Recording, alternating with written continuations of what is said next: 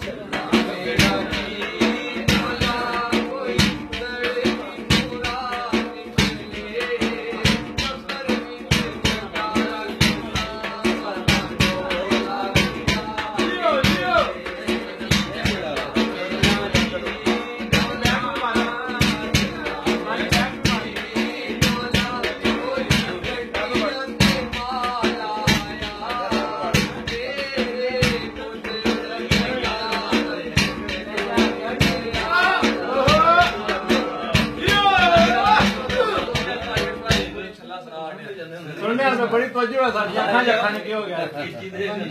हम ना सुना लगा इमोशन नहीं आ नहीं सुना छड़ी कोई इमोशन नहीं हां साहब उठो शिवल मेरे उठो शेर सुन लो क्या बात शेर सुनो नहीं नहीं एक और सुना एक शेर एक कुकी होए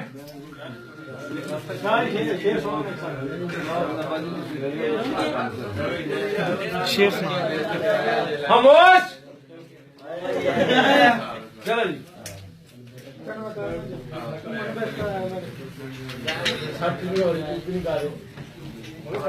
शेर सुनना कोई नहीं सरकार मैं जदों वेले बख्तां दे लंघ पैंदे वेले रूज च लंघाए होए याद आंदे जदों हिजर दी धुप सड़ेंदी है रुख पोए चढ़ाए होए याद आंदे जदों घर दा बालन मुक वंजे शानी हथी कख बाहर वगाए होए याद